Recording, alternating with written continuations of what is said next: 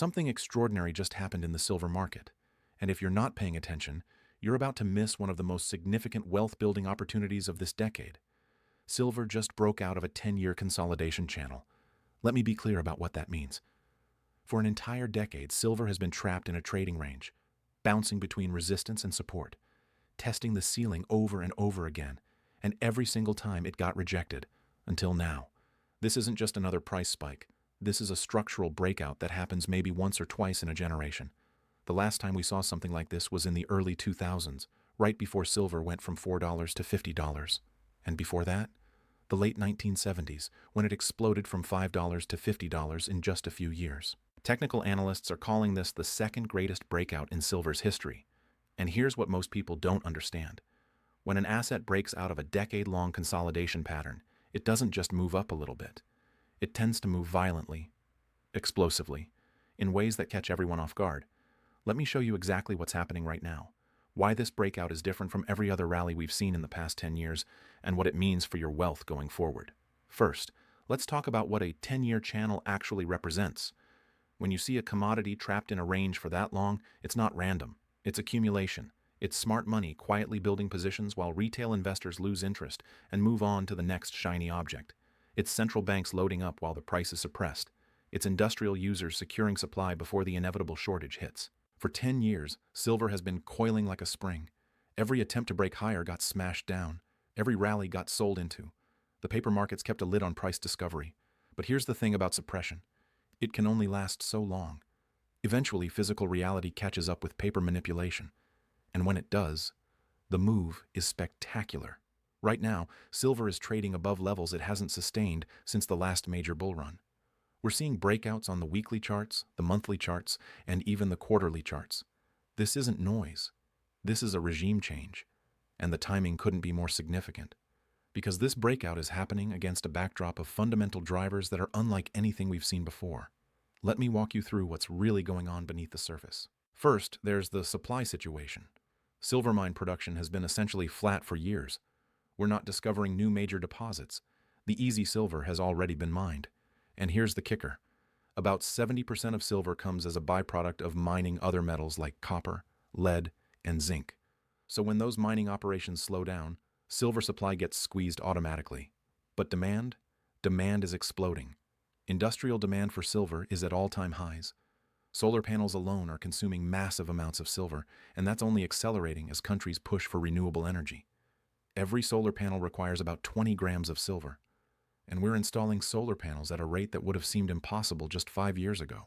Then there's the electronics sector, 5G infrastructure, electric vehicles, medical devices.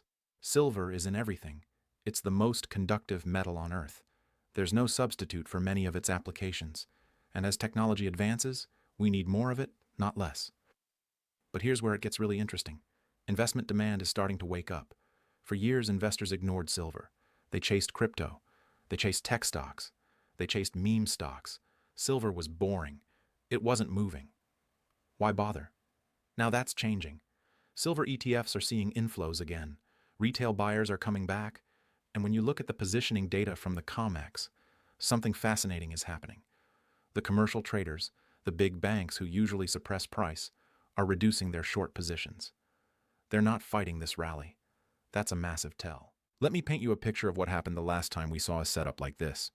It was the early 2000s. Silver had been dead money for 2 decades. Nobody cared about it. It was trading around $4 an ounce. The gold-to-silver ratio was over 80-1, meaning you needed 80 ounces of silver to buy 1 ounce of gold. Then something shifted. The fundamentals started to align. Industrial demand picked up. Investment demand returned. And silver began a historic bull run that took it from $4 to $50 over the next decade. Early investors who recognized the breakout made life-changing returns. But here's what most people forget about that rally. It wasn't smooth.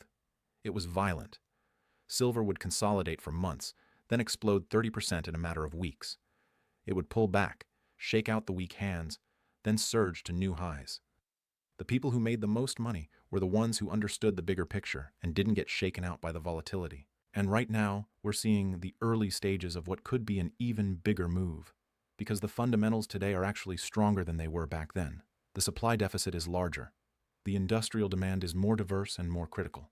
And the monetary backdrop, with central banks printing currency at unprecedented rates, is far more favorable for hard assets. Let's talk about that monetary backdrop for a moment, because this is where silver's dual nature becomes so powerful. Silver is both an industrial metal and a monetary metal. It's used in manufacturing, but it's also been money for thousands of years. And when people lose faith in paper currency, they turn to silver. Right now, we're seeing the early signs of a global monetary reset. Central banks around the world are buying gold at record pace. They're diversifying away from the dollar. They're preparing for a new monetary system. And while they're buying gold for their reserves, smart investors are buying silver because it offers more upside leverage. The gold-to-silver ratio right now is still historically elevated. It's been coming down, but there's still significant room for silver to outperform gold. Historically, that ratio has averaged around 60-1. During precious metals bull markets, it often drops to 40-1 or even lower. If we see that kind of compression again, silver could double even if gold just stays flat. But gold isn't staying flat. Gold is making new all-time highs. Central banks are accumulating. Geopolitical tensions are rising. The dollar's dominance is being challenged. And every single one of those factors is bullish for silver too. Now, here's something most investors don't think about. When you're looking at wealth preservation and growth, especially if you're thinking about retirement, the tax treatment of precious metals matters. A lot of people don't realize you can hold physical gold and silver inside a retirement account. It's called a gold IRA, and it lets you get exposure to physical metals with the same tax advantages as a traditional IRA. If you've got $100,000 or more in retirement accounts, I put together a free guide that explains exactly how this works. It's in the description below. Covers the mechanics, the tax implications, how to roll over existing accounts without penalties. Worth checking out if you're serious about protecting your retirement savings with hard assets. Anyway, back to this breakout and what it means going forward. When silver breaks out of a major consolidation pattern like this, it tends to move in stages. First, you get the initial breakout. That's what we're seeing now. Price pushes through resistance, holds above it, and establishes a new trading range. This phase can last weeks or even months. Then you get the acceleration phase. This is where things get exciting. Once the breakout is confirmed and more investors start paying attention, momentum builds. You see bigger daily moves, more volatility, and price starts climbing faster than anyone expected. Finally, you get the parabolic phase. This is the blow-off top where everyone and their grandmother is talking about silver. Mainstream media is covering it. Retail investors are piling in, and price goes vertical before eventually correcting. We're in the early stages of phase 1 right now. The breakout is happening, but most people aren't paying attention yet. Silver isn't making headlines. Your neighbor isn't asking you about it. That's exactly where you want to be positioned, before the crowd arrives. Let me give you some specific levels to watch. The breakout happened around the $32 to $33 range. That was the top of the 10-year channel. Now that we're above it, that level becomes support. As long as silver holds above that zone, the breakout is intact and the path of least resistance is higher. The next major resistance level is around $35 to $36. That's where we saw significant selling pressure during previous rallies. If silver can push through that level and hold it, we're looking at a clear path to $40 and beyond. But here's what you need to understand about technical levels in a breakout scenario. They matter less than they normally would. When you break out of a decade-long consolidation, old resistance levels often get taken out much faster than anyone expects. The market is repricing the asset. It's discovering where the real supply and demand equilibrium is. And that process can be violent. Look at what happened with gold recently. It consolidated for years around $1,800 to $1,900. Everyone thought that was the new range. Then it broke out, and within months it was testing $2,700. The breakout led to a 40% move in less than a year. Silver has the potential to do something similar, but with even more upside because it's starting from a more suppressed level. Now let's talk about the players in this market and what they're doing, because understanding who's buying and who's selling gives you insight into where price is likely to go. The commercial traders on the COMEX, primarily the big banks, have historically been the suppressors of silver price. They would build massive short positions, capping any rally before it could gain momentum. But look at the latest commitment of traders reports. Their short positions are near multi-year lows. They're not fighting this move. That's huge. Meanwhile, the large speculators, the hedge funds, and commodity trading advisors are starting to build long positions. But they're not all in yet. There's still plenty of room for more speculative money to flow into silver. And when that happens, when the momentum traders pile in, that's when you see the explosive moves. On the physical side, retail demand is picking up, but it's not frenzied yet. Premiums on physical silver coins and bars are elevated, but they're not at the levels we saw during the 2020 squeeze or the 2011 peak. That tells you there's still room for more retail buying to come. And then there are the industrial users.